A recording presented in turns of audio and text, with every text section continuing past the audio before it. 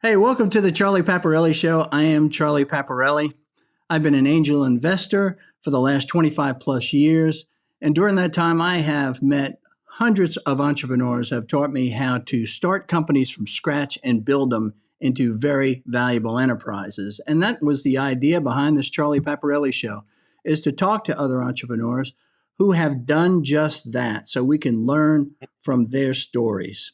My guest today is Merrick Furst. Merrick is the founder of Flashpoint at Georgia Tech. Was a true, I should say, startup accelerator here, which made a big difference, we're going to see during this interview, in the startup community nationwide. He's also a distinguished professor at Georgia Tech. Our topic today that I've given this topic, Merrick didn't know about it, but I called it the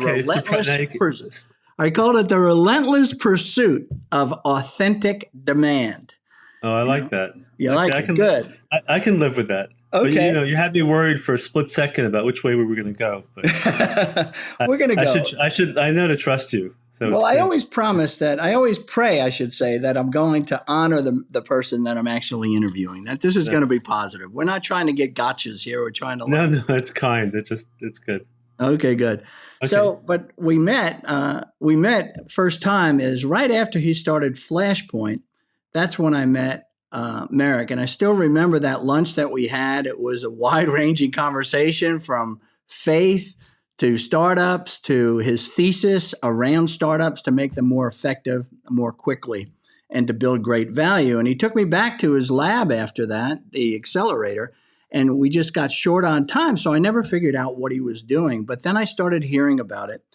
And what I learned from other people is that he has this unwavering belief in authentic demand as the focal point of a successful startup. My interpretation of that, simply put, is if the market cannot not buy from you, then you have a business. He created a community of early stage investors, mentors, and also entrepreneurs. And during that time, they raised a lot of money and built great businesses, I'm sure, that now exceed over $1 billion in value. His impact on startups and technology has reaches far and wide with partners like Google and Microsoft and others. So welcome, my friend. Thanks for being Charlie. here. Thanks. I hope I'll live up to that introduction. Well, I'm just stating the facts. That's all I'm doing. All right. So it's good. So where do you want to start? I want to start with, what does a distinguished professor at Georgia Tech do during the summer? If I reveal that, I might no longer be a distinguished professor. Maybe you'll just be a professor at that point. That's funny. So the distinguished mostly has to do with gray hair, I think. At some point, you become a distinguished professor. Well, then, you know what? I'm going to start calling myself distinguished. You know what? Go ahead, right? Break a leg. I don't know. It's like professor. So doctor. Sometimes people call me doctor, and I used to tell people the only person who was impressed by my doctorate was my mother. So she liked it. It's not such an impressive thing. Yeah. So what do I do during the summer? So the summer, it's a weird summer. I mean, does time have meaning after this pandemic or during this pandemic? It's like don't the days and weeks and months sort of blend into each other? It feels like there's pre-pandemic and then there's during the pandemic, and are we out of the pandemic completely? It's confusing. A lot of what I'm doing now is what I've been doing for the last 8 or 9 years. What was the confusion? What was so confusing for you? What was so confusing? Now, okay, wasn't confusing for you? It's can you go out of your house? What was confusing for me, but I want to know why it was confusing for you. You're a much clearer thinker than I am. You think at a different level. Don't keep saying that. It'll, first of all, you'll look back on the podcast and you'll think it wasn't true, and second of all, you put me in a tough place. I don't know what was different. I know you. We used to meet for lunch. We would go over to the Georgia Tech hotel and we'd eat there. And you can't do those kinds of things during the pandemic. At least I couldn't. We chose not to. So I flew to Seattle. It was the first time I was on an airplane since March 13th, the previous year, to see our daughter who lives in Seattle.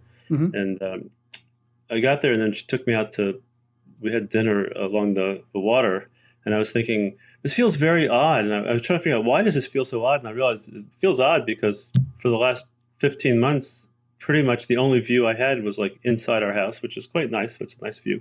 And and the drive to the tennis courts.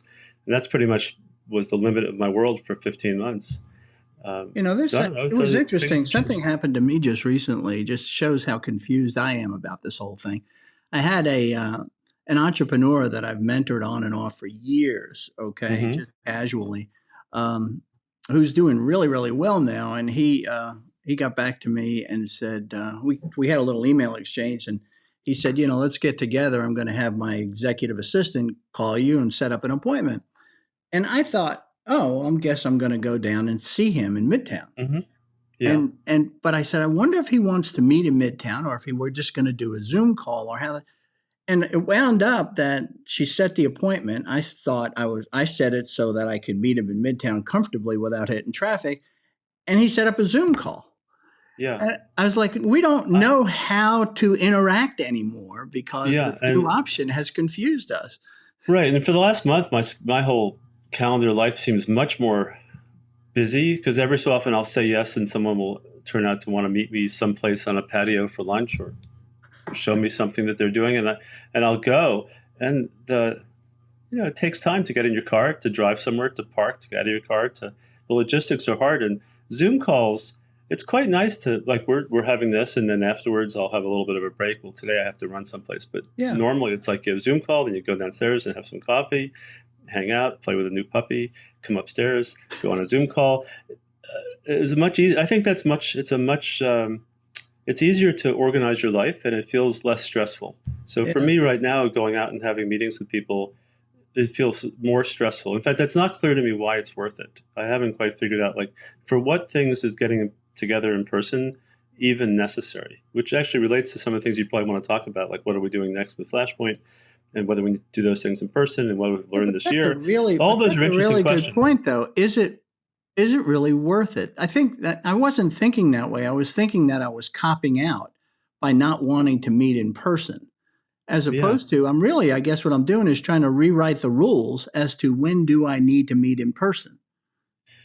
Yeah, I don't know if there are rules. That's a good question, The but personal rules. They're personal rules. personal rules. We all have those, right? Who I we meet know. with, why we meet, when we'll meet, those I kind of know. things. At the beginning of we're still running cohorts. I have this new thing that we're doing, which is what Flashpoint evolved into at the university. Is called the Center for Deliberate Innovation, and we're still running cohorts, although it's not startups as much as it's innovation teams.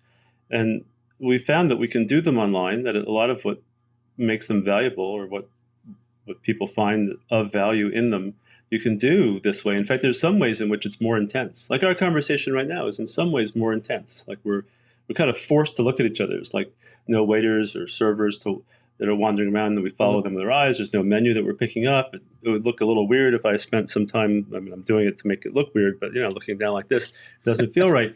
But when we're doing it face to face, it's pretty intense. That felt right. But there is this other thing that I don't know if you feel the same way about it. It feels harder to actually have an impact on people's lives. It feels harder to hold people to account, which is a lot of what we found is useful in the work that we do is people know that we're holding them to account. I don't know that I've yet figured out whether that works the same way over Zoom. I mean, it's very two-dimensional. I read a book a very long time ago that has nothing to do with this, but the title of the book was called Kissing Through Glass. And there's a way in which when you're Zooming, it's like you're kissing through glass. Like I really care about you, but I can't get any closer than the glass that's between us. And that's the thing that I'm puzzling about I think post-pandemic. it would be because I heard the stories that some of the lore of Merrick is, in Flashpoint when you would just grill these individual entrepreneurs to try to get to this authentic demand, do what really, really, I want facts. I don't want your assumptions. Let's test everything. And I think when you're present with somebody and when everybody is there, all eyes on that person, and you're looking straight through them like you have a tendency to do, to demand the facts, how do you do that online? Well, I'm actually not. I think we can do that online, actually, and Huh. that's not the part that. Yeah, there's something more about like the binding force of knowing that you're part of a community and everybody's going to show up, and that there's some deadline to it. That's the part that I feel is more missing. I mean, the part where we're having a conversation, I know what we're talking about is meaningful to you, and it's also meaningful to us, and so that doesn't feel as difficult. But the part where it feels like you're a community and can you take it or leave it? I don't know. People say this. It's like I was talking to some friends who like to go to church, and they were saying, when they were expected to go to church and act like an usher. I mean, I don't go to church, so I don't. I'm just telling you something secondhand. There was a sense of community. They had an obligation to go, and they said now they stay home. They have they watch it online, but while they're watching it online, they can also have sports on. They can other things. There's not this kind of expectation of complete focus, which I think the community brings. So look, we're talking about stuff I don't know about. So maybe you want to talk about stuff I do know about. But the stuff I'm puzzling most about is this piece, and it matters. The Flashpoint space that you were in, I don't know if you know that the building we were in was taken by eminent domain by the university a while ago. And then there was some lawsuits, and eventually the university prevailed, as far as I know, in the lawsuits. And the building is, I haven't been over there in a month, but it was supposed to get knocked down a month ago. So I see. The way these things are, it's probably still there, and it'll be like a while before it gets knocked down. But they were knocking out the space, so we moved all of our stuff. And they've just given us some beautiful new space in this new Coda building, and it's a serious upgrade on the quality of the space that we're going to be in. And so, but now it's forcing us to think about. Is that the Coda building that's on Fifth Street or Spring Street? It's on Fifth Street. It's just a block down from where Flashpoint used to be. Oh, that brand new one. Oh, yeah. And we're on the 5th floor, and it's a big open space, and it's got all windows. Gotta go visit you. Come visit. Well, we don't even have furniture there yet. But now I'm forced, after this year of pandemic, to think about, okay, that now they've allocated space. Okay, so now are we obligated to use the space? I don't know. But what are we going to use it for? That's wonderful. And once you have these choices, you get to think through. I mean, about me, I tend to be rather intentional about these things. So, not just going and saying, let's set up. It's a little bit of a conversation. So what have we gained from this year of pandemic? What have we lost? What do we want to replace it with? So, what have you been, what innovative thinking around startups have you sort of been doing for like even the last year? You've had more time to think. Okay. Well, we're writing a book. Involved, like in Flashpoint, you've got all these people, all these ladders leaning against you. You get a little bit more freedom this last year. So where's your, you always got some innovative thinking on how to make these more certain, these startups. Okay. Wait a minute. So now I'm struggling with this image of ladders leaning on me. That's, I don't think that's the right image at all. But that's what a leader is about. That's what happens with leaders. People. Do you think? There's this all these interdependencies, if you will, you see? Well, let me push back on that. If you're a leader and they're depending upon you to be there, I don't know. That's not a great leader. It's like you want to make it so that people can operate independently and move freely in a way that's effective. So I don't like the idea. I'll give you that. Yeah. Well, I mean, we're writing a book, so a lot of the things that you're asking about are things that we're trying to puzzle out and figure out how to say in the book. And this question of trying to make, I would say, here's how I look back and think about it. It's like probably there's a lot of hindsight bias. When we started Flashpoint, the intention, I mean, I did it as an experiment on behalf of the university. The intention was to ask and maybe see if we can find an answer to the question, could you do something? Could anyone do anything? Which made it more likely or made it possible for founders who are doing these new businesses to succeed.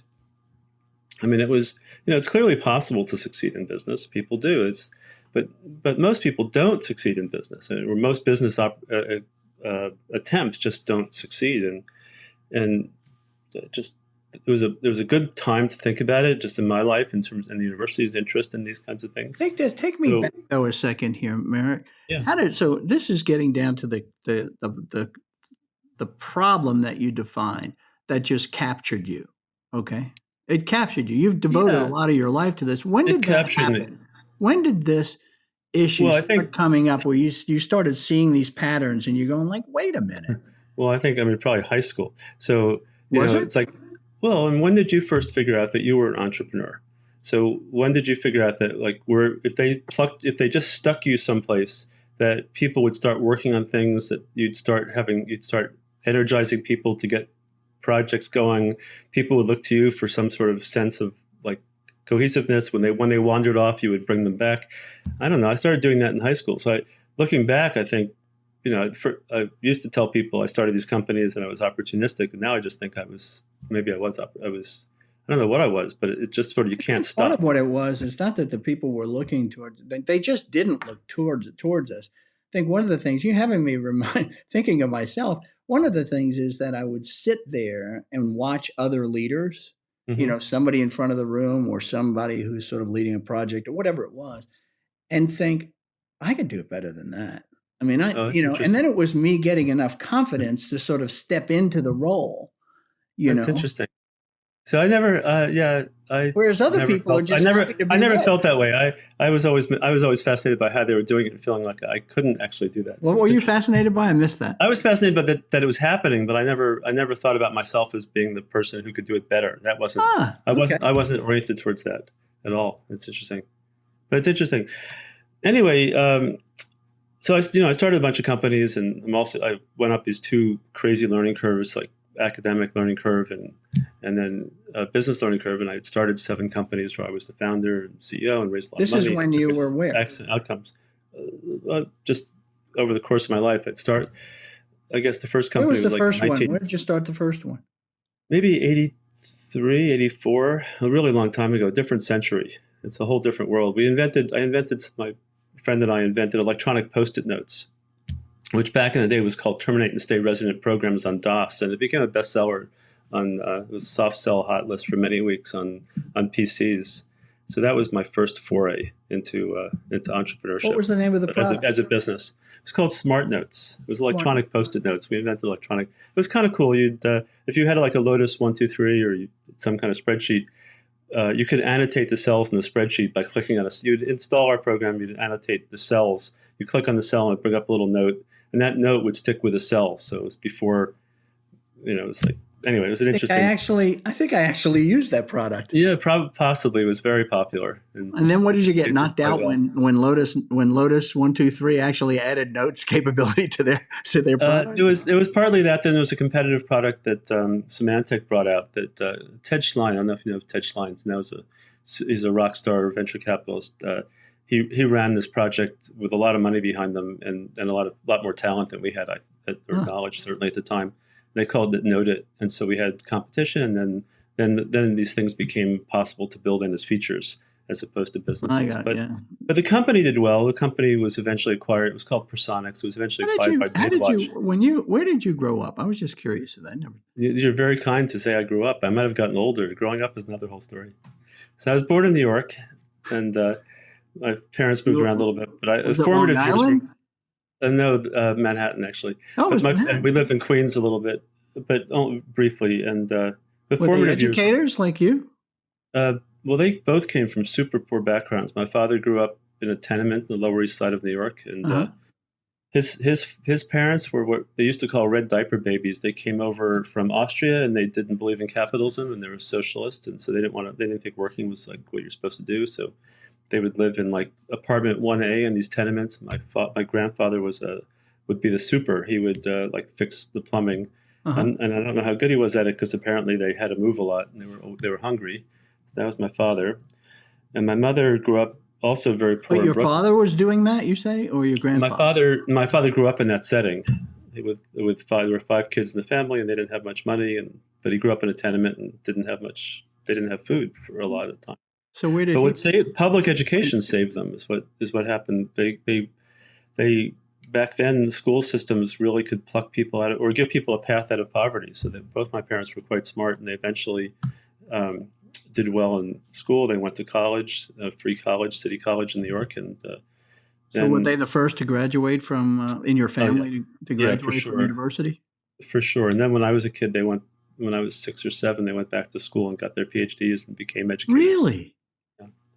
Yeah. So what did he do for a living? He was a psychologist. Actually, both of them were psychologists. My mother was an academic administrator. She was president of some colleges, and she was amazing. She died very young from cancer, unfortunately. But my father was a clinical psychologist, and so it's actually funny. So much of the work that I do these days explains a lot about you. Well, it's a clinical psychologist. maybe more than you'd want to know, and maybe I shouldn't reveal it on a podcast, but I became a math major and I was interested in math and computer science. It's a funny story about there was a lady who I met who was raised by a young lady. In fact, she Georgia Tech grad. She was raised by two psychologists, just like you. And she said, I'm just sick and tired of people. All my life, my parents always asked me, well, how do you feel about that? No, well,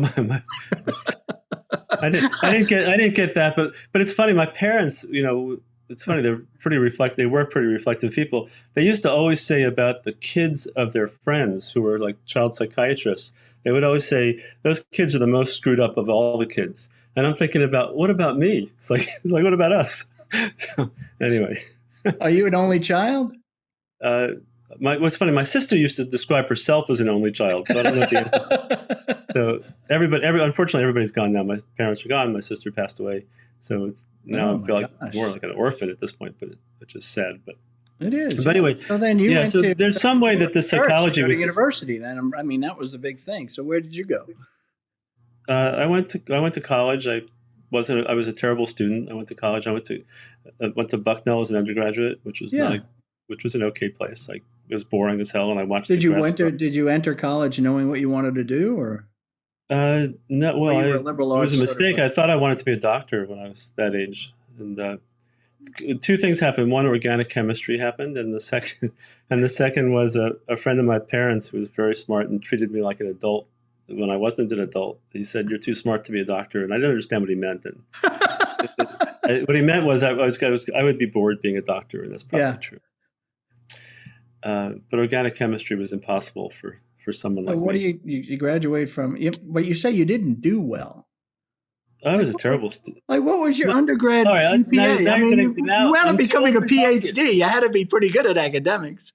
I didn't say I wasn't smart, but I wasn't very good at school. So it's my mother used to tell people when she was trying to explain like why I was such a bad student, she would say, I went to high school in my spare time and I didn't have a lot of it.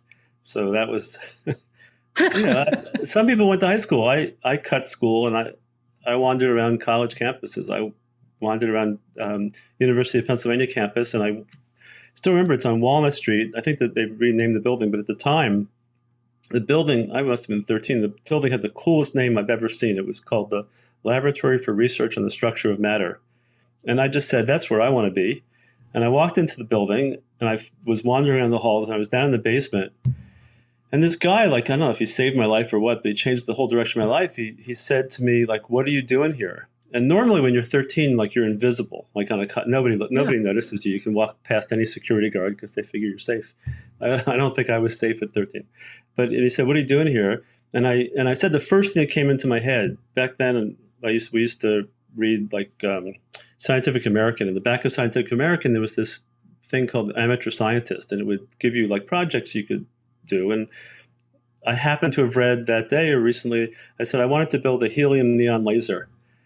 And he didn't ask me any questions at all. And he walked me into this lab, and he took a graduate student and he pushed him aside and said, okay, this 1 foot of lab space on this bench, that's yours. Go try to build a helium neon laser. And he put $50 on account at this central purchasing place so I could buy glassware. And I spent the next 3 years of my life, instead of going to high school, trying to build this helium neon laser. So it never lays. This is the University of Pennsylvania? Yeah, University of Pennsylvania, which is, we lived in downtown Philadelphia, so it was a walk from our house. Oh, I thought I'm still in Manhattan. That's why I was saying, how does it 13? Oh, yeah, no, Okay. At some point we moved to Philly. I grew up in Philly. Oh, okay, great. Okay. Anyway, it's too much about me. You wanted to know about startups. Startups are more interesting. No, but it's interesting how you kind of got to where you are. A lot of it's sort of like people don't just appear. These interests don't just come. So you did that. Yeah, that's where true. You went to high school. So then you entered Bucknell. It would seem to me that you would want to just pursue a degree in sciences of some type, right? Well, science of some sort, for sure. Well, when I look back, at some point I convinced myself that I went into math because my parents were so nutty as psychologists, especially my father, that I needed desperately to get to truth. So the nice thing about math is, when you know something, you know it. It's not because someone else convinces you that it's true. It's like you know it. It's like you can argue it. It's proof.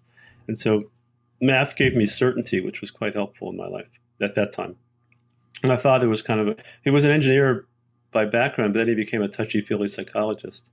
in the Why did you? 1960s. Is that why you needed the certainty? Because it was Who because of the knows? merits and the touchy feelingness of psychology. I'm as happy as the next person to make up stories after the fact, but yeah, that's probably what it was. So anyway, it fits. And now I make up a story after the fact. Now I've become like a talented amateur psychologist because so much of the work we do is about the psychology of startups and how much our brains get in the way of our being successful at Yeah, but look what you do innovation too. startups. But the other side of that is that you're looking to get to something, some Yeah, I thesis think that provides the certainty, right? That's the other I piece. think that's right. I think that's the part that I blended together, which is not so usual. Is that it's not just enough to notice that people are getting things wrong, but it's actually to actually care that you might be able to get it right, or at least less. I would say you can't get it right. I'm convinced you can get things less wrong, and that seems to matter a lot. One of the Anyway, things, but in 2006, I should just get. Sorry, go ahead. I said when I had talked to you the first time, I thought that one of the things that was, I come at this thinking that, having been around entrepreneurs all my life is, I come at this and I say this, it's really all about people. And these people are so unpredictable. You don't know what's going to be happening in people's lives and how it's going to affect them and how you write all this. Yeah. And I think that these startups, when they happen, are like miracles, They are. But you, when you were talking to me, it was like you were almost trying to make it formulaic. And I'm saying he's missing this whole other piece. Is that how I came across? That's so interesting because that's how I took it. I said, man, it seems to be sort of cold math calculated kind of a deal. Like we're going to prove this thing out. And I'm like, well, what about the people? The guy went home and his child was sick, and he wasn't thinking about this anymore. And he didn't do the interviews and he did, whatever, there's so many things that happen.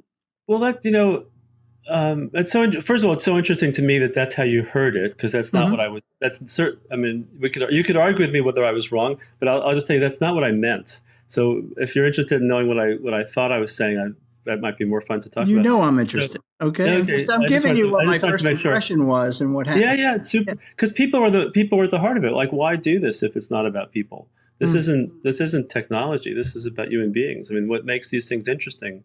And in fact, here's a couple of things I learned along the way. I thought we were helping people do their startups better, making them move faster. And we did, for sure. But more than that, we took human beings that were trying to run something, and we showed them how to run a process differently as human beings. And also, innovation itself, you don't really get success unless you get behavior change. So you don't get success unless it changes how people are in their own lives. And so it's always about people. So now the other part of it is, just because it's about people doesn't mean you can't figure things out that you could actually figure out. It's like people used to build bridges they didn't have engineering tools to build bridges, so they just sort of eyeballed it and made a guess about how much steel or how far they could span. They would put the bridges up and they would fall down.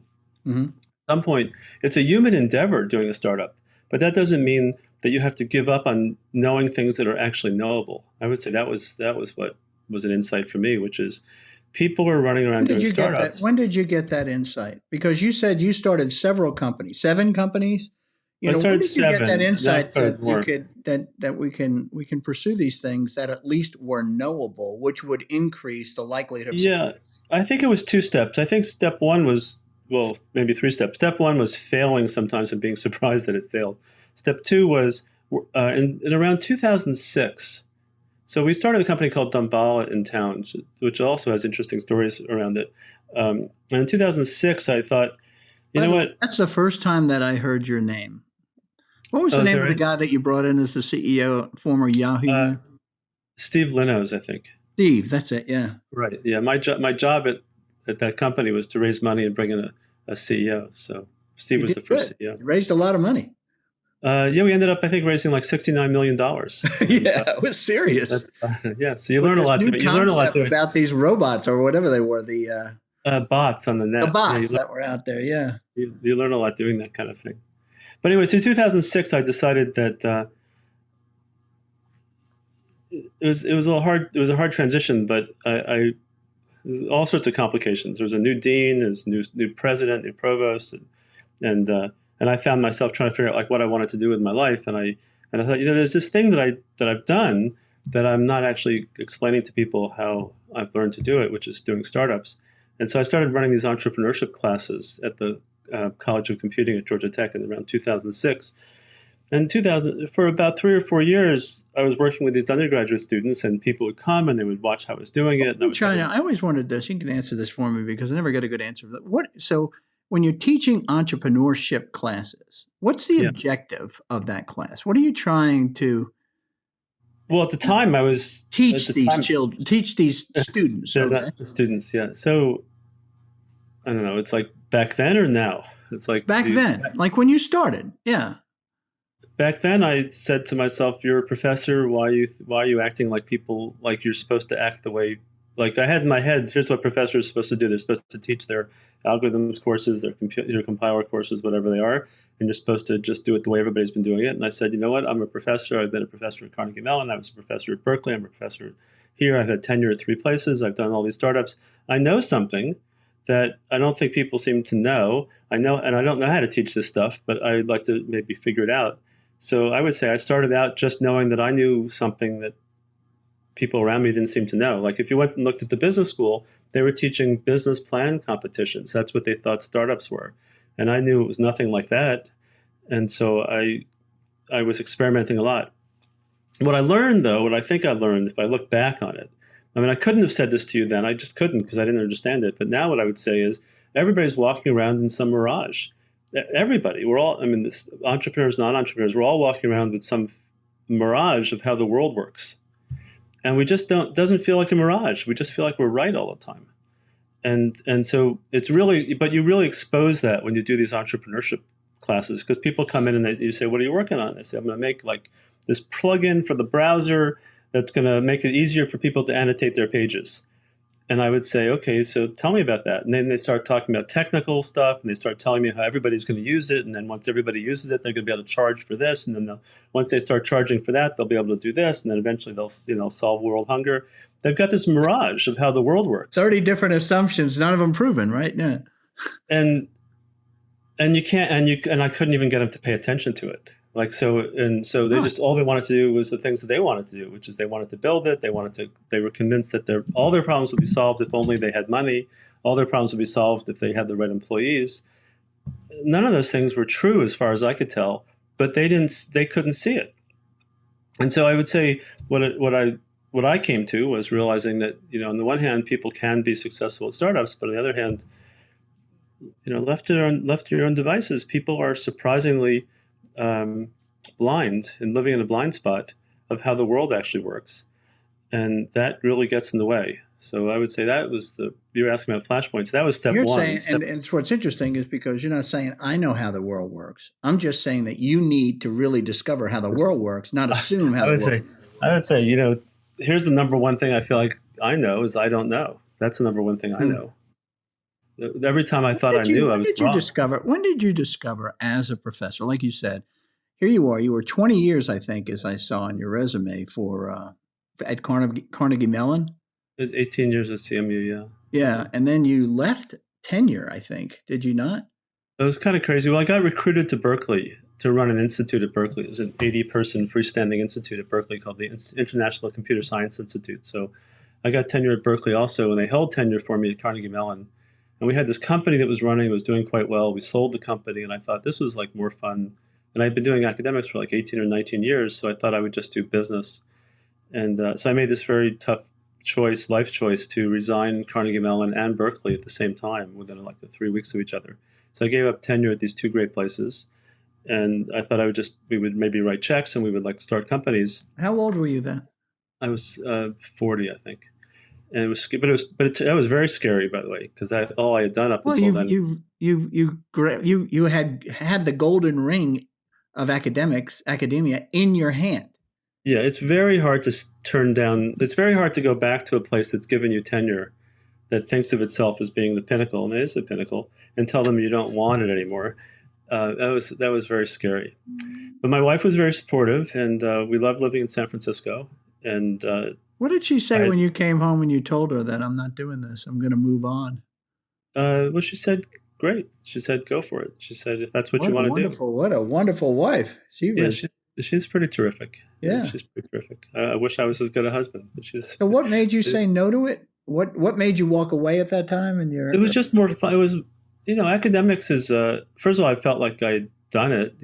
I became a full professor at two really top places, and and I liked the work. But this other work was more of a draw for me at the time. And but then of course it was like late 1990s, so it was crazy .com era, and we made some money. But then the .com crash happened. So the thing that that the most important thing for everybody to know is these tail events change your life.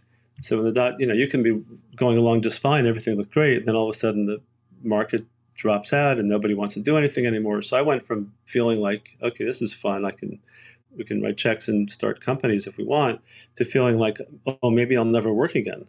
And that was terrifying. So there was a year and a half where I was literally unemployed. I didn't need to work right away, and maybe I would need to work eventually. That was 2001 or so. How did you get from Berkeley to Atlanta? A good friend of mine, someone that I've known since the late 1970s. Boy, it feels old when you say that sort of stuff, doesn't it, Charlie? So I'm glad you have gray hair, so I can say it. talk to people now, and it's like people we work with now weren't even born in that century, right? But so I had a good friend, Rich Danilo. I don't know if you've ever met Rich. Rich, I knew Rich from like theoretical computer science circles and days, and it turns out he had gone out to become the CEO, or no, it could be the CTO of Compaq, I think, DEC or Compaq, I forgot, maybe it's Compaq. He went out to be the CTO of this giant company, and he moved himself and his family and his young daughter across the country from New Jersey to the Bay Area just at the same time that April and I were moving our kids across the country, and our daughter was having trouble with the move, and so we were commiserating with each other. And then I made this change, and then it was one of those two companies, Compaq or DEC, I don't know why I'm forgetting which, merged with HP, and then Rich became the chief technology officer of HP. And I would call him up and I would complain about the fact that I couldn't get work. So I would say, nobody wants to do anything. It's like it's dead. We want to start a company. Nobody wants to play. Everybody thinks it's just going to never come back. And at the time in the Bay Area, people thought it was going to take like a decade. And I didn't feel like I had a decade. I didn't want to waste my time. So I don't know if Rich remembers this conversation, and maybe I shouldn't record it on a podcast, but I remember the conversation. I remember calling him up one day. I was sort of desperate because I had been like running around to companies talking to them about doing things. And weird thing is 40 years old in the Bay Area was like already old, which made no sense to me. And I'm talking to him. There's a lot of noise in the background, and I'm sort of complaining about like, what should I work on? And he says, listen, Merrick, I'm on the corporate jet to Singapore. Can I call you when I land? So that was a sort of down point in my life. I was playing tennis and golf, and it was great to live on the side of Golden Gate Park. And Why was it a down point in your life? Because because there was no mission, there was no purpose. It was I couldn't get engaged in things. I felt the word I kept using, and I would meet with friends who they were a different world. They called themselves Lucky Sperm Club. They had a lot of money, and they could this is how they were spending their lives. But for me, I wasn't like that, and I just felt so underutilized at the time. Anyway, Rich eventually got as a tenured professor, or I wasn't. I didn't have at Berkeley and Carnegie Mellon. I had given up both, so I didn't have either of those at that point because that wasn't giving you the fulfillment and the purpose that you were seeking. No, it wasn't so much. Maybe partly that, but it was actually at the time those were obligations, and what I really wanted to do was do these startups, and do investing. So I needed to. So by choosing tenure, that would have put you on a track that would have been pure academia. Well, I would have had there was a lot of obligations, a lot of things that you're obligated to in that world. So but anyway, Rich, you asked a different question. Then, right? Let me just finish this piece of the conversation. So, because Rich ended up coming to Georgia Tech as a dean. Oh, okay. And during some conversation, and this is probably made up, but it must have felt to me like he said to me, you could, either stop complaining or come and have a new adventure with me in Atlanta. So he thought at the time Georgia Tech was going to invest. It was a downturn. Everybody was thinking that computer science was over and done. Georgia Tech, we had Wayne Clough, and we had, what was his name? There was the Jean-Louis Chameau, who was a fantastic provost. They had decided to invest in computer science during the downturn. And, I know enough to say, look, if computer science is going to come back, you ought to be able to make a lot of progress if you're the only one investing during the downturn. So I came here with Rich and tried to help Rich make the place a better place, and I think we did a lot for it. So that's what brought me to Atlanta, and that was in 2003. So I've been here a long time that's now. Such a, the way you term that, that's such a delightful invitation that he gave you. Yeah, it was great. He was great. He's great. Yeah. And so then you went back to being a professor. Then I came here. I was a professor because there was nothing to do in business until about 2005, and the market came back a lot faster than we thought. I thought it was going to be 10 years, and I didn't have 10 years. But the market came back, and that's why we started. I decided to see whether we could do startups in Atlanta because it's a different place than the Bay Area. And so I started Dambala when a few people asked. They had this crazy idea for bots and protection and were these students? Were these PhD? No, it was one graduate student, but two professors that came and asked me about it, and they knew I had done some startups, and I said, well, I don't really know about this business, but I know enough to go help you start it. So, but actually, that's one of the things I learned. I mean, here's something I learned that fits in very much with what I think about these mirages, is they told me they could find all the bots on the internet. I sort of knew what a bot was, and they described it as machines being taken over by bad guys in Russia or the former Soviet Union.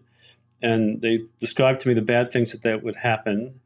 And I had a friend who at the time was the chief information security officer of eBay, so I flew out and talked to him about it. And he said, can you really do that? And I said, they say they can. And he brought in his technical people, and they did some calculations, and they said, well, that would save us maybe $40 million in fraud a year. And so my friend turned to me and he said, well, how much will that cost? And I had no idea. We hadn't made one. So I thought to myself in 2 seconds, okay, this sounds like feet on the ground. This sounds like Salesforce. I got to send people to their offices. It's got to be at least $150,000 to start, and then we can go up from there. So I said, well, we'd probably start at $150,000. He said, go make it. So I got back on an airplane. I flew back to Atlanta. We had nothing. I didn't even have the IP out of the university, but I put together a couple of slides, and my partner, I thought we would maybe fund it ourselves, but I decided let's just see whether there's some venture interest. And next thing I know, we had $2.5 million and a $5 million pre, and I was able to bring in Steve Linnos. But here's the key thing that's so interesting about this. So this software really would have cut down on trust fraud for eBay at the time, and it really would have saved them probably at least $40 million a year, and it really would cost them $150,000. But they never bought, or at least they didn't buy for a decade. And I can remember board meeting after board meeting, when I was just on the board at the time, people would say to the team, well, has eBay bought yet? Because that was part of what we thought was going to happen. And now I would say, well, where in that story that I told you was there ever reason to think that eBay was going to buy? You see, that's the mirage. So the mirage was they could really find the bots. It really would cut down on trust fraud by about $40 million a year. They could really do that for $150,000. But where in there is anything that should make me think that they're going to ever buy? And it's so confusing when you think about it that way. Or at least it is for me. Well, why wouldn't you have thought that when you threw out the 150,000, he said, "Oh, great, go back and build it. Isn't that I'll buy?" Yeah, you would think, right? But you could have also thought that. I did. I thought that. Yep. And then the venture capitalists thought that, and the people that got hired, and Steve Linnos thought that, and the people that got hired thought that, and the people, and going back and forth to eBay, they kept thinking that. None of that was true, though. So where was the mirage? You're asking because you know the answer. What do you think? What do you think the mirage was? Well, interest is not. Is not compelling enough to buy on. I'm people want a lot of things. I don't buy a lot of things. People want all sorts of things. Yeah. And all sorts of things make sense to buy. And you don't buy any of them. And you don't, think of all the things you want that you never buy. You make somebody one more thing that they want. It's one more thing they want that they don't buy. That's not. So was Dambala the first, was that the beginning of developing this thesis of eliminating the mirages or exposing the mirages? No, I wish it was. I wish I could say that. No, in Dambala, I was in the dark. I was completely in the dark. I was caught up with it too. Yeah, I was caught up with it too. I wasn't totally in the dark. I knew how to raise money, which is, by the way, a perfectly learnable skill. And I knew I could sell, so that's a learnable skill also, and I could help people build things. And so a lot of things are learnable skills. And part of the puzzle with all of entrepreneurship, I think, is that you can learn all these learnable skills, like how to incorporate and how to set up a structure and how to hire and how to deal with co-founder issues and how to make decisions and how to build things and how to design things and how to go talk to customers and how to, raise money. All those things are doable, but in the end, if you do them and there's no demand, you don't really have a business usually. So I would say Dambala is just one more example of something that was a failure along the way that taught me something. But you raised $69 million. Well, I didn't raise. I mean, together we raised it. I raised money at the beginning. Then there was other leadership and so on. The company spent $69 million. Is Dambala still? Did it sell? Dambala was sold a couple of years ago. And it wasn't a great return for most of the investors. Some people did okay, but it wasn't. Well, why was it then? Why didn't it ever get? Well, in the end, the mirage. Look, who knows? Who knows? I mean, I'll tell you what. Here's my perspective on it. And if you talk to different board members, they'll give you different perspectives. But I would say I'm sure I'm right, but they'll also tell you that they're sure they're right. I think Dambala was working on a very worthwhile problem, and the way they had it set up, there was probably a perfectly fine $100 million market, and they got to about 12 million in sales, and they could have easily gotten to 20 million in sales, but it was never going to sell for a value that made it worth having invested $69 million. So people just misunderstood the size of the market, and for me, that's a lot of what I've paid attention to is what's the mirage? Why did people think the market was bigger? Why did people think that they would buy more of it? There's the same question. That's just a version of the question. Why do people think you're going to buy in the first place? I mean, look, let me, just going back to the eBay, my friend, when he says, go make it. Yeah. What was, I can tell you kind of shorthand for what makes someone a customer. It's kind of weirdly simple, but surprisingly hard to get people to pay attention to, which is, I can tell you what makes someone a customer. They find that not buying feels wrong to them. That not buying feels like some sort of violation of some sort. It's almost like they should get a ticket for not buying or something. It's like if buying and not buying both feel okay, or if they can be indifferent to buying, well, it's actually, if they can be, there's this notion of indifference is sort of the heart of it.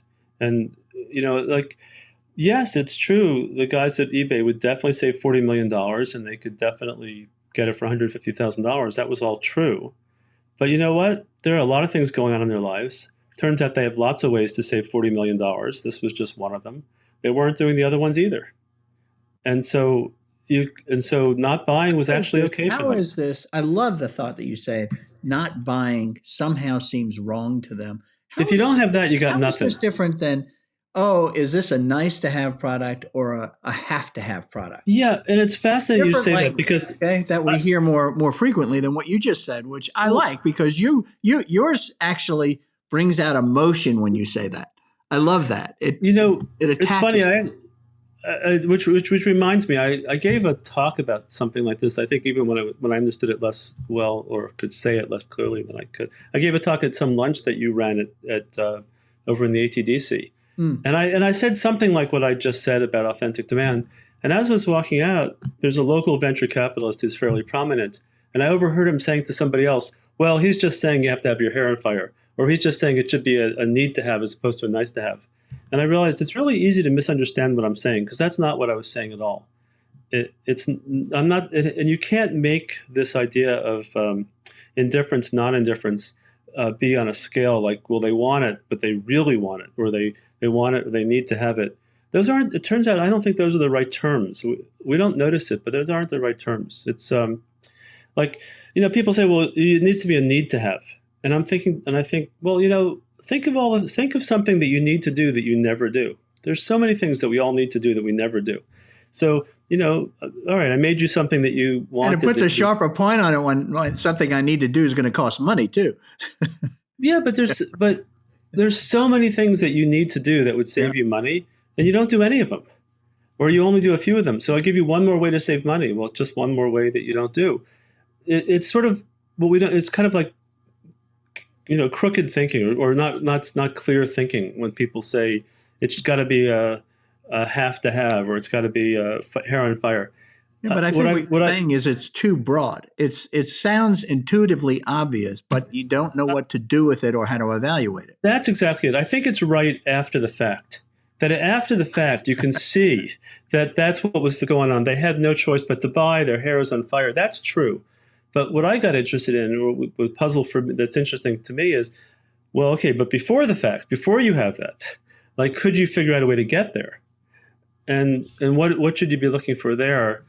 And that's a lot of what I ended up spending my time for the last decade, I would say, trying to figure out with working with teams and individuals. When did you finally get to that's the problem that I want to work on? When did that happen? Like you said, when I was in Dambala, I wasn't as clear as I am right now. I went through along with a lot of things and had my own mirages. Okay. So when was it that you just said, here it is, this is the definition of the problem? Well, I wish it was that simple. I mean, it was more like this. It was everything. I'm convinced that everything that I know that's worthwhile, I know because something was going wrong, and I kind of had no choice but to figure out. So it's like it's all born of failure. It's like I wish I had a good idea that was just a good idea. I don't actually seem to know how to do that. But running into situations which don't work, then puzzling out why they don't work. So I would say, 2006 to 2011, I was running entrepreneurship classes, working with hundreds of young people and founders, and working with people trying to get investments to happen. Then trying to teach people. These were all students. No, of course not. Some students. Flashpoint, for example, there was very few people from Georgia Tech. About a third at most had any Georgia Tech connection. So I would say, what was I going to say about this? It was trying to explain to people that, well, I don't know what the answer is. It's like people would come, so you have everybody running around the world these days following Steve Blank's advice or Eric Ries's advice to like go out and have customer discovery. Yeah. And I wrote, I wrote the first grant to National Science Foundation to get funded to run that Steve Blank stuff at Georgia Tech, and we got $1.5 million to go run the first node. And it was the first thing we tried at Flashpoint, and it didn't quite work the way it didn't do what we thought it was going to do. You'd go out and have conversations with people, and they would say things like, it would save me money, so go make it. And then people would come back and tell us that's what they're hearing. And I realized there must be something wrong, because they're coming back from these meetings thinking that they had a great meeting. And I'm thinking, that doesn't sound right. There's some way that what they're saying, I can see that they're caught up in believing that it's right. And even the customer's caught up in believing it's right. But that's not what truth sounds like. And maybe that comes from the math background or computer science background. But that's not what truth sounds like. Truth doesn't sound like it makes sense to everybody. It's like, if that was what truth sounded like, then you wouldn't have had 2,000 years where people thought heavy things and light things fall different speeds. They thought, if you go up to people and say, does a heavy thing fall faster than a light thing? It just feels like the heavy thing is going to fall faster. So you ask people, they'll all tell you that heavy things fall faster than light things. It just happens not to be true. In physics, if you drop them they land at the same time. I don't care if it's a feather and it's a bowling ball, as long as there's no air. And so that way of knowing things, just because people say it and because people give testimonials, that's just not really a way of knowing things. Well, how do I get to know? How do I know that let's use that example that you used, which, I love that eBay example. I could save $40 million. This is really great. How much is it? 150? Go build it. Okay. So you come back with happy ears and you're like, we found it. Super happy ears. And I got term sheets from Kleiner Perkins, from InterWest, from NEA, I got 5 term sheets and six pitches to invest in that company. What would you have done differently? Sigma? Knowing what you know today, what would you have done differently in that meeting? Okay, so here's what I've learned. Well, here's what I would, in the meeting, actually I would do the exact opposite, which is I would try to convince them that they can't buy. I would have no interest in convincing that they can buy. I would not be selling. I would try to sell them on the proposition that we shouldn't make it. And if it's okay for us not to make it, they'd be fine with that. And if it's not okay for us not to make it, they wouldn't be fine with it, and they'd have to find a way to get us to make it. And that would be what non-indifference looked like. How would you have convinced them? What would your argument have been? It's not an argument so much. I mean, there's just. He would have said, by the way, could say $40 million, Merrick. You should. What is it? 150? Go make it. You would have said what? I mean, do a little role play with me here, okay? Yeah, and it's fine. And one of the things I've learned about role play is, since I've worked with quite a few founders now, different ages, different backgrounds, different experiences. You can't copy me. That's like, you can't copy Mark Zuckerberg. You can't be young white guy with a hoodie unless you happen to be a young white guy with a hoodie. So what I've learned is, you can understand the principles. I can explain the principles, but you have to go do it yourself, inhabiting the world the way you inhabit the world. But doesn't your example elicit the principles?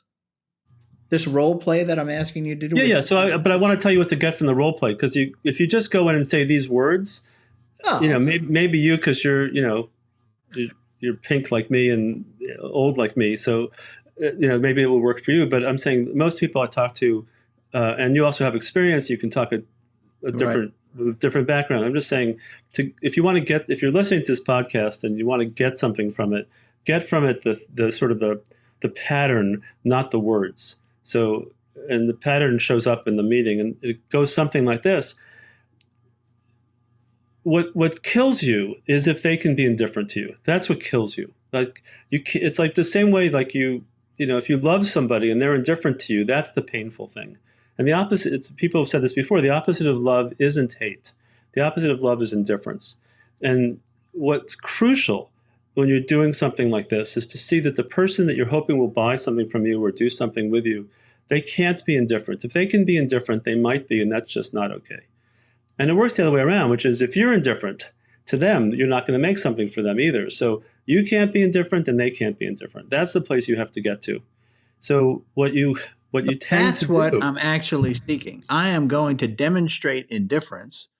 Exactly. That you will argue against non-indifference. Exactly that. Right, That's okay. Right. I'm going to go in and I'm going to act like I don't care.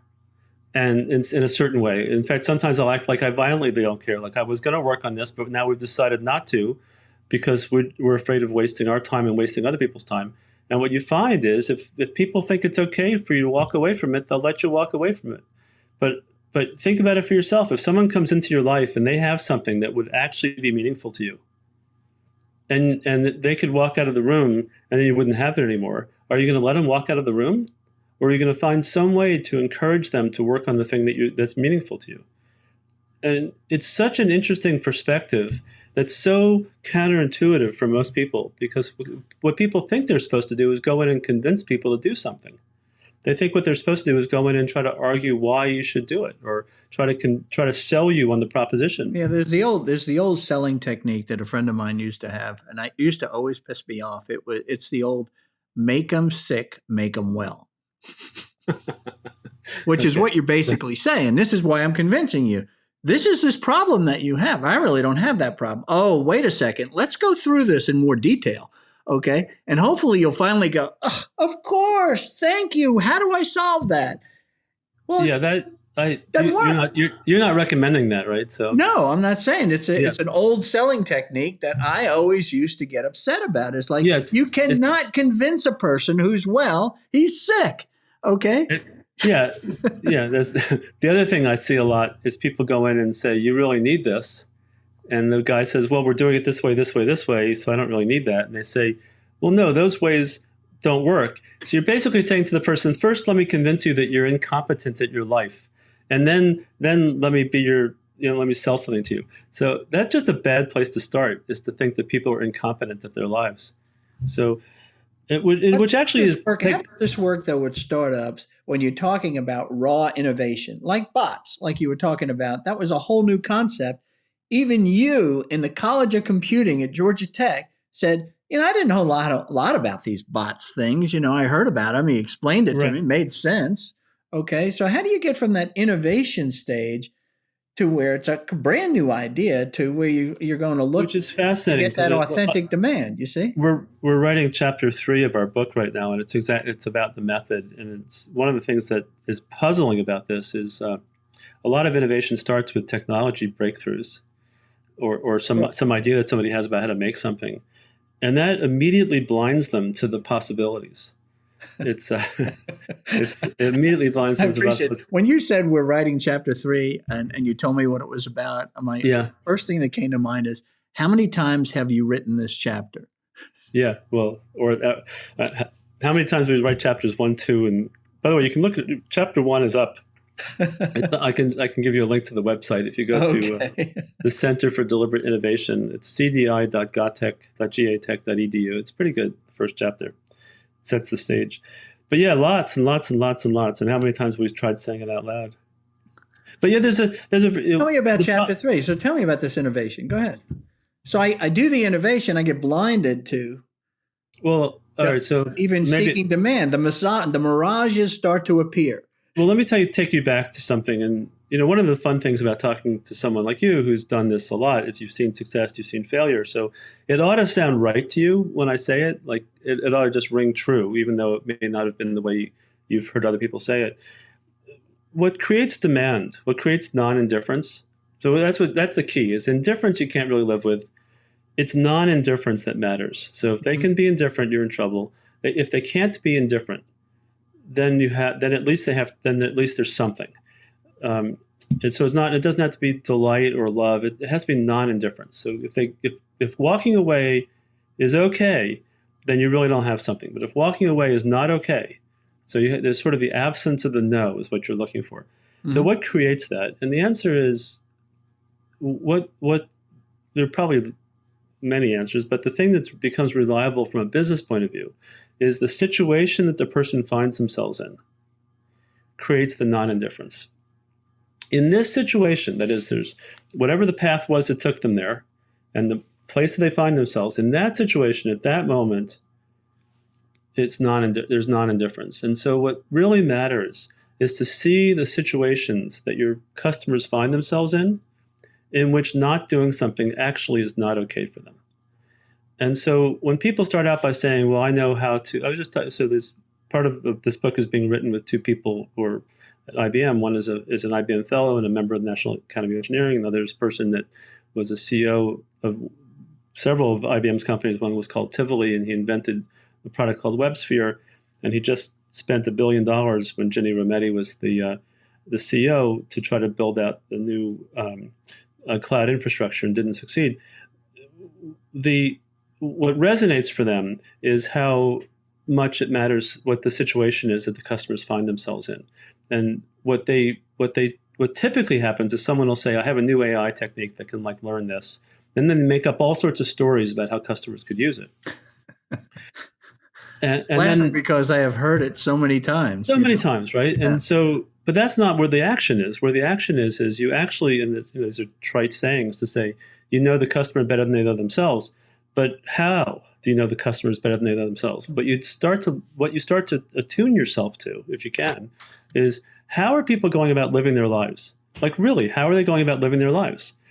And then in that way that they go about living their lives, where's the gap?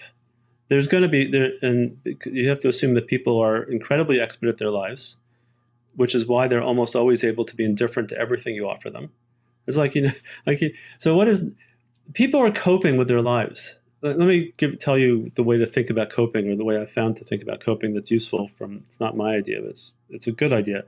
Coping is, you're skillfully coping. It's like you're bouncing a basketball, and the basketball is coming up and meeting your hand, and you're pushing it down. If you watch someone bouncing a basketball, that's what skillful coping looks like. You're skillful coping with the bouncing of the ball. This is not what it looks like. You can't get to skillful coping without the ball present. Mm-hmm. You actually have to have the ball present. There have to be people around you, and you have to be going to the basket. That's what people are like. They're in their life, and they're skillfully coping with their life. Now, if you walk up to someone who's dribbling a basketball on their way to the hoop, and you say, hey, I have a better way for you to dribble your basketball, they ought to be indifferent to you, because you may have a very much better way to dribble the basketball. It just has nothing to do with what they're doing with their life, which is trying to get to the hoop. But that's what entrepreneurs are doing all the time. They're not seeing the customers for how they're going about their lives.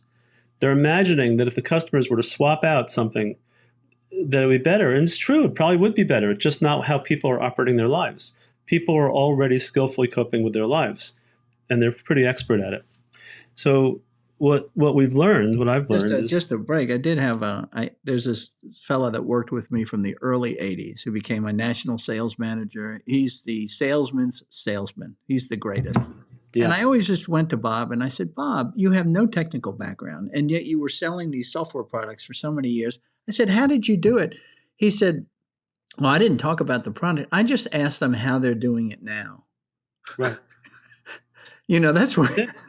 So, and what they're trying to achieve. And I kept it very high. So he didn't offer a solution. He just tried to understand I did it now. And that's how he would learn the sales process. I love it. And part of what we've been trying to figure out is, okay, so how do people get in their own right way when they're trying to see things? And like this business of talking about product, it's like, suppose I want to sell you a cell phone, but my goal really in these conversations is to be able to see you. That's my goal, is to see you. And I really want to see you. Now I have a cell phone that I want to sell you, okay, or I have some communication device or something because I'm an entrepreneur and I want to do something.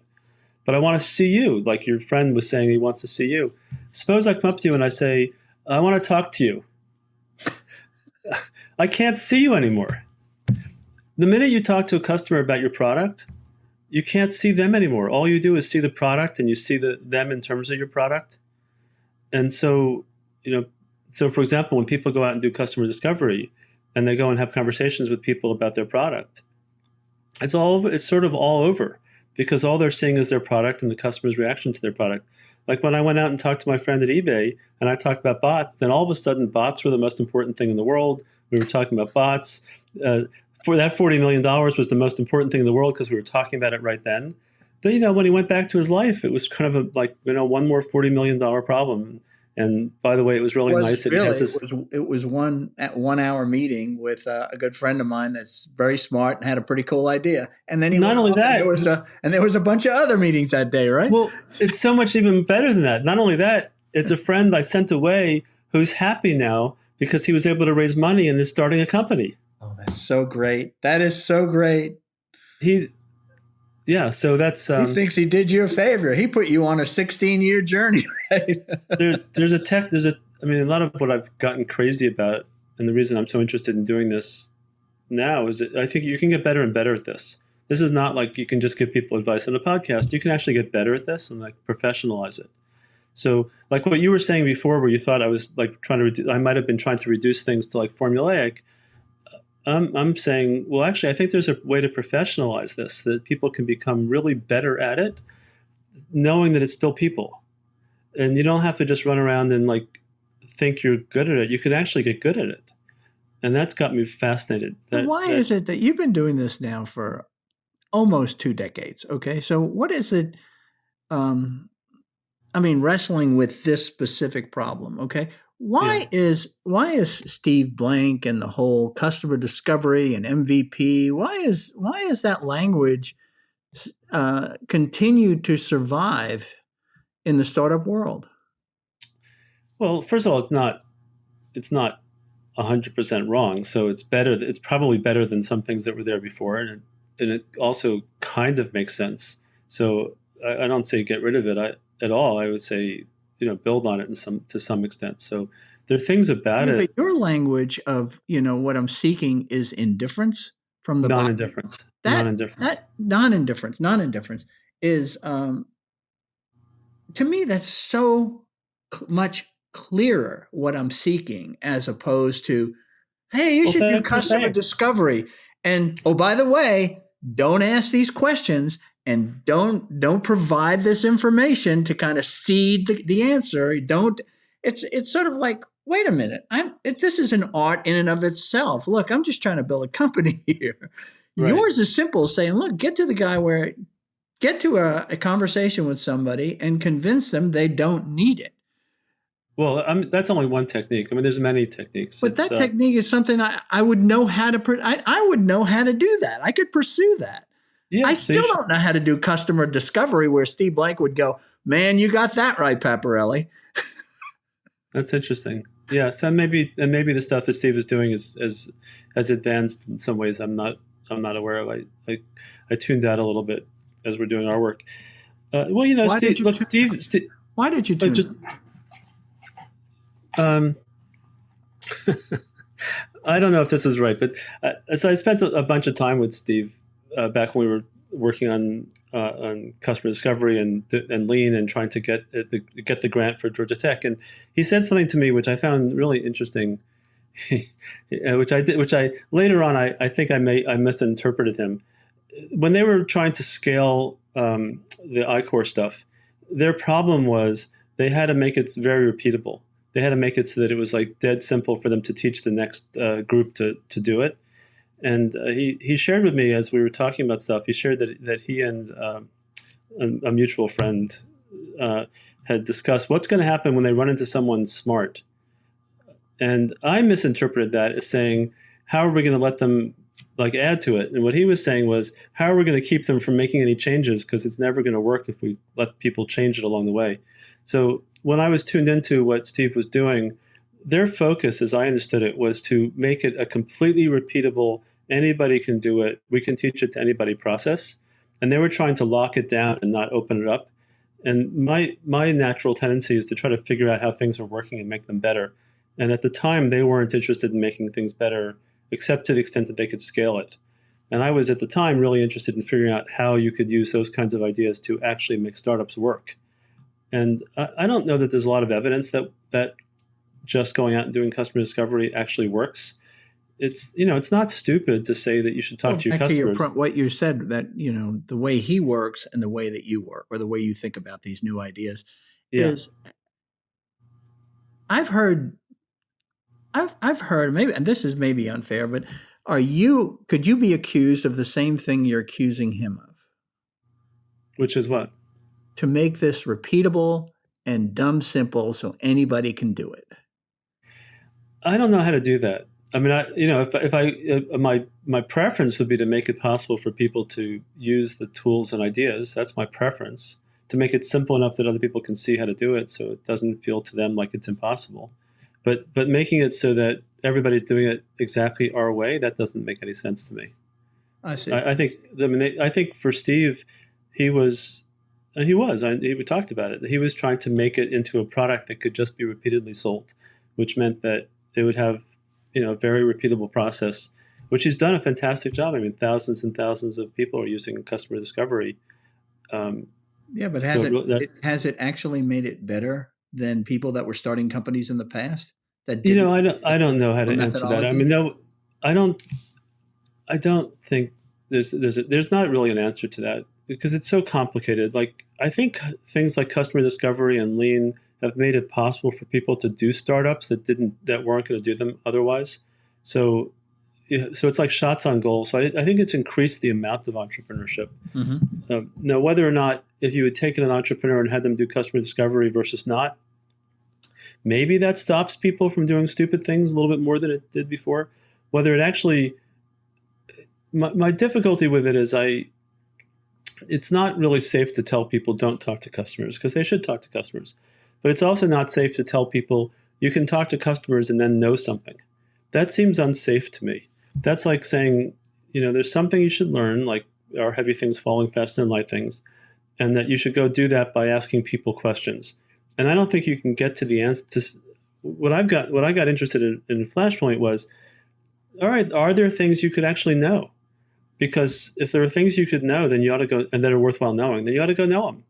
And if there are things you can't know, okay, well then make your best guesses and be an artist and be an entrepreneur. That's fine. What got, and I don't know that that's anyway. That's where I got to, and I don't I don't know how to set this up against. What have you learned? Okay, how many cohorts did you have you had now? Well, we worked with 81 startup projects and 9 large corporations like Coke and Mercedes and NCR. Well, I'm invested in 2 of the companies that you launched. Oh yeah, which ones? Which ones? Well, Smart PM and Hello Package. You should be pretty happy. They're both doing great. They're both doing great. But when I look at Smart PM, for example, when you talk about you got to get closer to the customer, know your customer. When I heard Michael Pink, who's the founder and CEO of Smart PM. He said, I was a consultant with Deloitte, and we used to go to these. He said we were called in and engaged by these contractors or by owners Mm-hmm. of people that were building buildings, and they would say we're in an argument. We need you to come in and figure out who's wrong and who's right. And I would go through all of the project managements, their software. I mean, through their databases, figure out who did what, who missed what schedules, who overspent, whatever it was, and then I would say, we'd have a meeting, and we would settle it. Now, he said, I'm going to do what I did there, that they spent hundreds of thousands of dollars with me or with Deloitte, and I'm going to build it into a product that they could press a button and get an answer. And I went, the guy knows the customer, the guy knows the process. It's clearly a better process to just have software to do this stuff, to kind of crawl through it and give a good report, called the pink sheet, he called it at the time, not now. And I said, it's intuitively obvious. He's got something, okay? So, well, it's I had my mirage, as I found out later. Okay, but go ahead. Yeah, tell me because your mirage is similar to what his mirage when he showed up at Flashpoint. He showed up with a very similar story. And by the way, Pink Sheep was a name that I was encouraging them to use because it was the two Pink brothers. And they needed a name for it. But, so you're the one that came up with that? I loved it. I was looking to help them try to create a standard for the industry for what they were doing. Yeah. But yeah, so what's changed? So that mirage was an incorrect mirage. It was an interest mirage? Incorrect. That was not what actually happened, right? That's what he started. I mean, when he came to Flashpoint, actually, he had been operating for at least a couple of years with that idea. Yeah. That he could automate, what he was doing as a consultant with software, and that he would sell it on that basis. And that's not where they found demand. Where did they find demand then?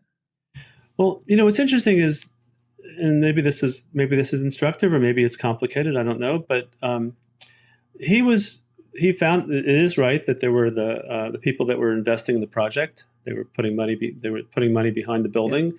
Then there were the construction company, and then the construction company would, it would rain, or that they would have in the plans that it was going to take them 1 week to put up a staircase, but then it turns out, and so they had like 7 staircases to put up, but it turns out after they put the first staircase in, it really takes 3 weeks to put in a staircase, and they had to adjust the schedule.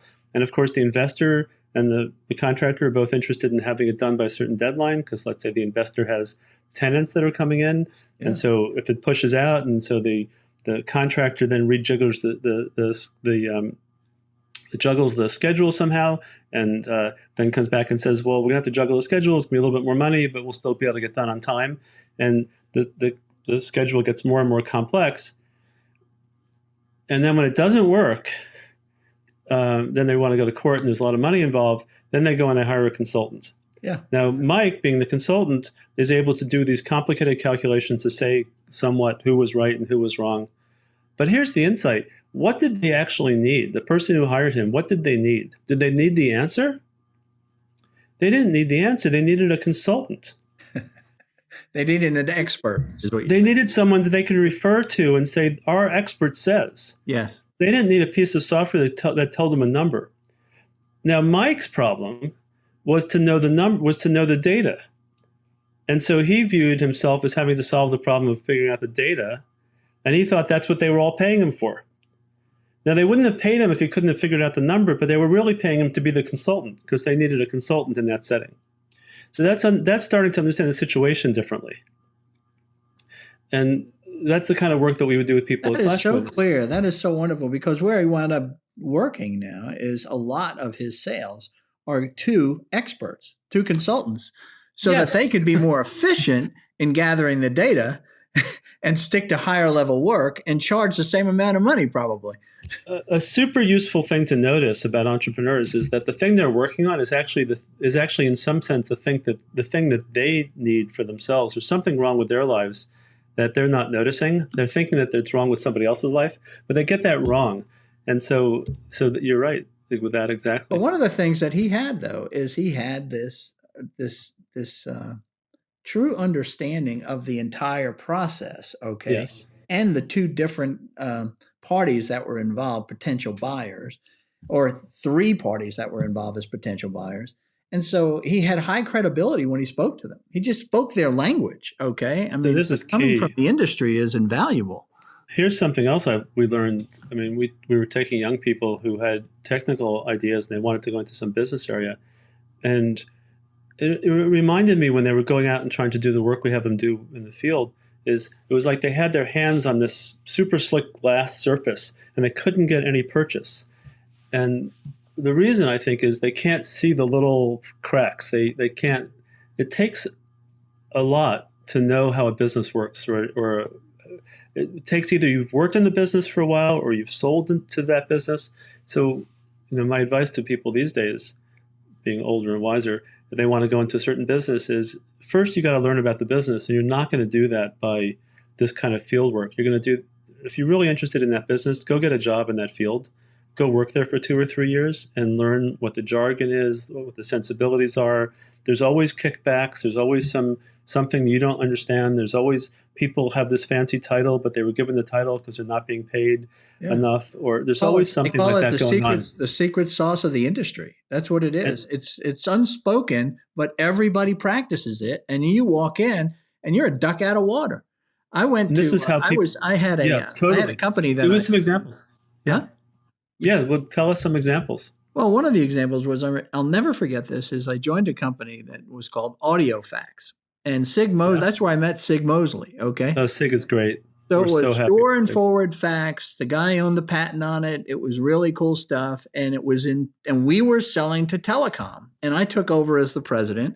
And I went in. I remember I was in Omaha selling to the local telecom person there. Uh-huh. And I was about halfway through the presentation, and the guy looked at me and he said, "You're not from telecom, are you?" And as soon as he said it, I knew I was screwed, right? So I said, "No," I said, "I come from the software business." I said, "But this is a software and hardware solution. I mean, I understand it." He goes, "But you don't understand our business, do you?" Right. I said, "Well, yeah, I do." He goes, "No, you don't. You don't use I'm not using the right terms. I just didn't have any stories that I could relate and make it real and give me credibility." Right. I was that technology guy that was a duck out of water. It was just I'll give you an example, a true example. So 2 young guys come to Flashpoint, and they happen to have both been working for some small PE firm, and that had been investing in the trucking business. And these 2 young guys thought they knew a lot about the trucking business, and they thought, here's a problem that we could solve by technology. Trucks are going out. They're being sent by third-party logistics firms. They're going out full to their destinations. But then they're coming back empty because someone hasn't set up on the other end how to load up the trucks. And so they started working on this problem, and they figured out, you can do the calculation like a PE firm would do. So how many empty trucks are coming back? How much business would there be if you could get those trucks filled as they're coming back? And they did all this work only to discover there's actual complete indifference to this problem. Complete indifference. and you start to wonder, well, how can there be indifference? That's a terrible thing to find out, by the way. Well, actually, yes, except when you have the happy years and you've put so much time into it and it's so obvious to you. It's so much easier to start out by the natural assumption that everybody is indifferent to you. Just start there. It's just true. That's what I keep telling people is like, you think you matter. You might matter someday, but right now they're getting along just fine without you. They're indifferent to you right now. You show up in their office, they'll still be indifferent to you. Talk about this non-indifference. Yeah. You didn't use this language when we talked way back when you started. I didn't have it. I mean, we've learned a lot since then. Right. So what did you learn? What milestones? Can you think of here's what we started with, the mirage kind of concept, if you will. Yeah, the mirage was you could send people out. And we moved to, and now you're at this non-indifference stage, which is great clarity. It's easy to explain in a minute, and people will get it. I would say the mirage was whatever the mirage. It was a common mirage. Mirage was you make small bets across a cohort because you make small bets for a short period of time across a cohort, and that's better than sinking money into projects for a long time and losing a lot of money over time. That was the first mirage, which I still think is that still sounds right to me. The second mirage was you iterate, that is you You can get people to make products and MVPs. I'm now convinced MVPs are a really bad idea, although everybody does them. That's another mirage. Another mirage was that you could just go out and talk to customers and you could find out what they want. That's a mirage.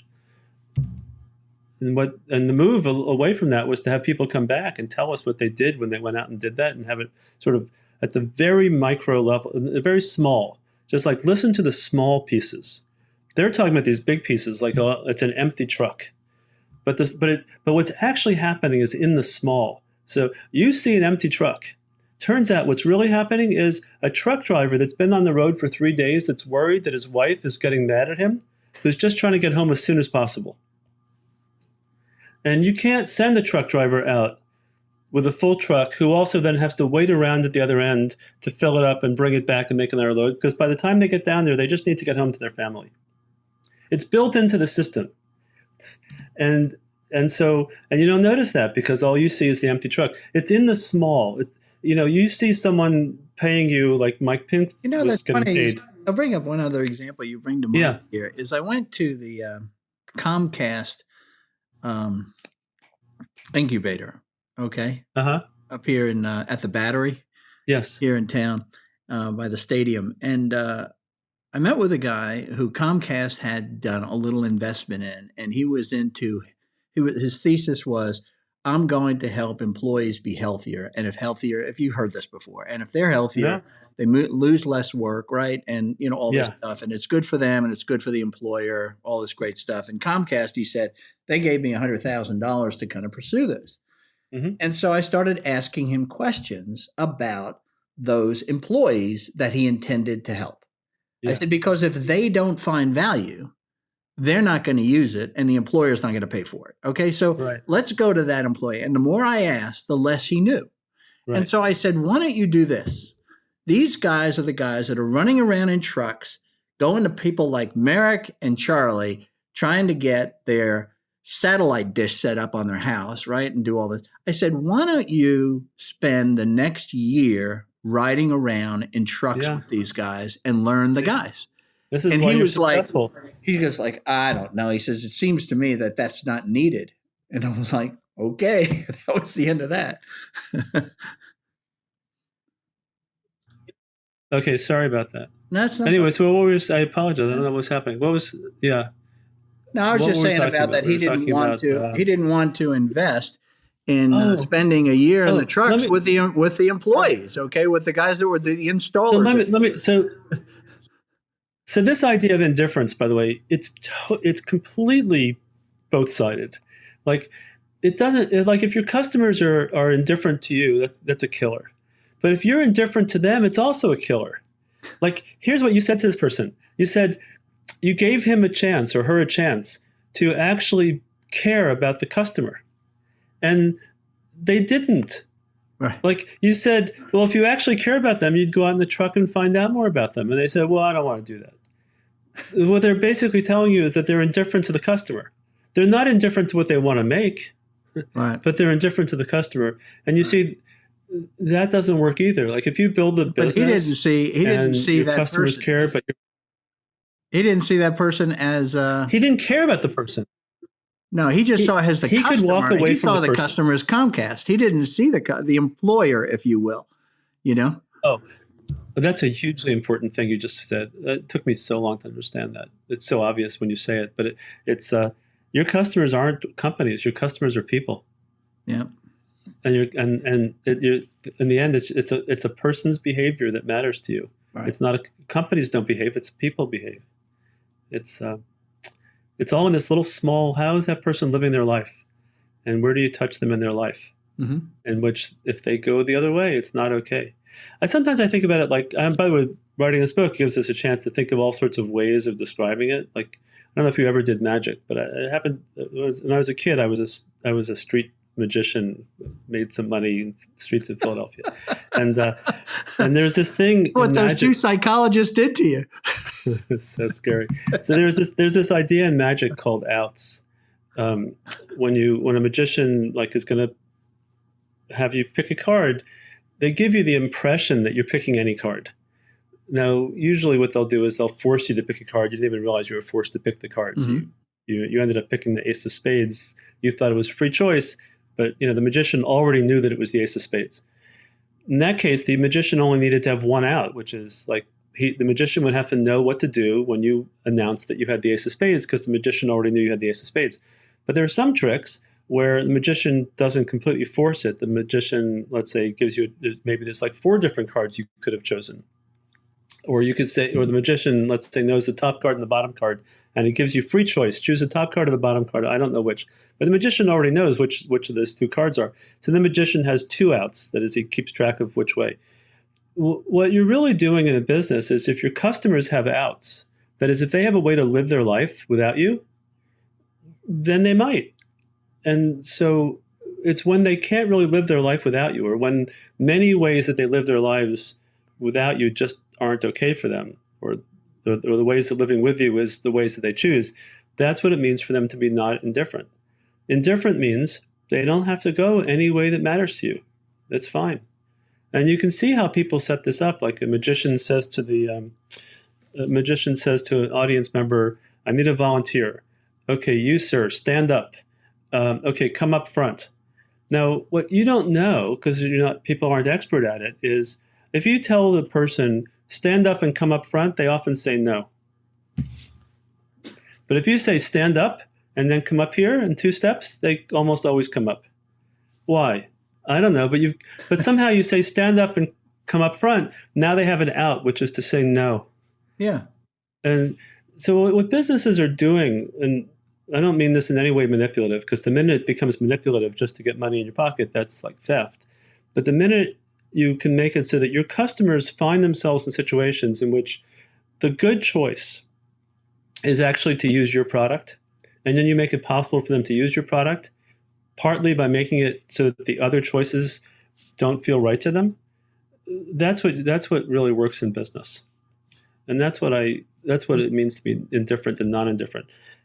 And the other side of that is, when we're working with entrepreneurs, one of the things we've had to learn how to do and think about it, or work with ourselves, is how do we make it so that the people that are working on the project are not indifferent to the things that are meaningful to them. Like a lot of what I'm doing these days at the Center for Deliberate Innovation is focused on innovation sort of writ large, corporate innovation. Turns out that there's $1 trillion going into corporate innovation, and maybe 10 to $100 billion going into startups. So it's much bigger. You move to selling to people with money. Well, I just think it's a bigger problem. So I'm interested. We're doing both. I mean, we haven't had a chance to talk about it, but my partner and I are setting up a studio in Atlanta to use these methods to build companies from scratch, which is the next step after Flashpoint, which we're pretty excited about. So we probably should have talked about that. This is something that I really wanted to talk to you about, and I know we only got a couple of minutes. But yeah, I apologize. One of the things that happened is you did this Flashpoint, and and it was very, very successful. So congratulations on that. We had a lot of people. You've learned a whole lot over these 14 years or so. Yeah. And now it's now I've had conversations with other people in the startup community and saying, the incubator idea is sort of was necessary and now is no longer necessary. A lot of what's available, or what was taught there, is now available sort of everywhere. We need to go to this next stage. Do you agree with that? And what would that be? Well, I don't know if I agree with that it's available. There's something that I've learned about the process. So knowledge is not enough here. Like with Flashpoint, at first I thought, oh, this is amazing. You can start to see that people are in this blind spot. They're not even noticing that they're not noticing. So let's just show them that. And we could show them that, and it didn't matter much because they would just go out and be in their blind spot. It's because you can't really change human nature. If people want to make stuff, they're going to still want to make stuff. If they're going to think that money is going to solve their problem, they're going to still think money is going to solve their problem. So what I learned from that was process matters a lot. That is, you could show people these ideas, but then put them into a process.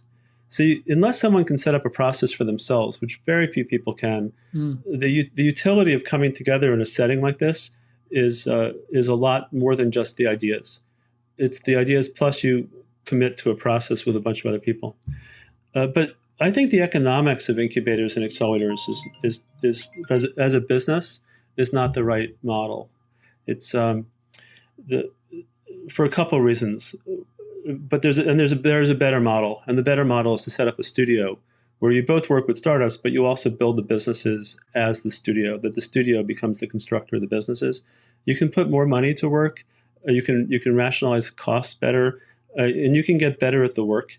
One of the things that I learned in Flashpoint was people would come through Flashpoint. We would teach them this stuff, and it's kind of expensive and hard to have people learning this. They learn it, but then they walk out the door. And so at Flashpoint, even though we were getting better at doing the work with people, we didn't have people at Flashpoint getting better at the work. And so if you can have some of those people stick around and do the next startup and the next startup and the next startup, you can actually build up a lot more intellectual capital and a lot more value inside the organization.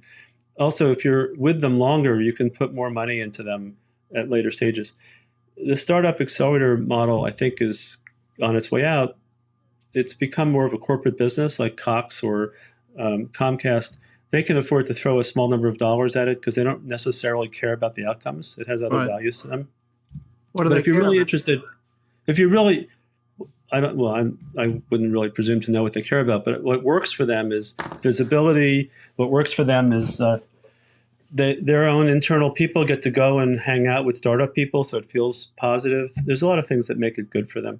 But I think if you're interested as an investor, you're interested in the startup success itself, the model that says you're actually going to invest in a business that builds businesses, that strikes me as that's the next phase. And there are some now that are being quite successful. We're pretty happy to be going down that path now. And I'd love to talk to you about that, although now we have no time. We don't have any time. But what we're going to do is I'm going to buy you lunch at your favorite place. And we're going to. My favorite place might be my house, so we might do it by Zoom. Getting back to the beginning of our conversation. All right, well, we could do that too. But I have some. Just like you went through your changes in life in 40s and made some very big decisions. Mm-hmm. I'd love to hear where you're going as you're now approaching, your late 60s and where this is headed and the decisions that you're making, because this is another transition in life. And I just would love to have your insights and what your thoughts are, even if I want to share it with you. Okay. And I want to share it with you. And I always like, your perspective is very meaningful to me. So, well, we have great conversations. Anyway, really fun to chat. I hope this is helpful. I hope someone out there listening found something useful in it. And Charlie, thank you for inviting me. And I apologize that I have to run, but I've got to be somewhere in 27 minutes. Well, you go ahead and run. I don't want to hold you up. Thank you so much for all that you've done for me and helping me help entrepreneurs. You're a great impact in our a labor of love ecosystems, and it goes far from that. Yeah, it's a labor of love. It's hard. You see people who actually want to be of value in the world, and that it matters. And every single person we've worked with is like that for us. And our relationships are the most important things. And I love seeing people be wildly successful. So that's what makes real entrepreneurs so much fun to work with. They're world changers. True. They really are. They are. All right. See you, Charlie. Thank you. Thank you so much. Thank you. Bye-bye. Well, that concludes our show today. Thank you, Merrick. You did a really, really great job. This whole idea as an entrepreneur, when you're starting off, to say, I have to convince people not to use what I think is a great solution to a problem that they have. If I can convince them not to use it, maybe what will happen is they'll turn around and they'll say, no, you need to build this thing. And that is non-indifference. If you get to that, you've got a buyer. And if you got a buyer, you got a business. Again, please subscribe at paparelli.com so that you don't miss one of these episodes and you don't miss my podcast, my blog, which goes out every Tuesday. Thanks for joining us. Take care.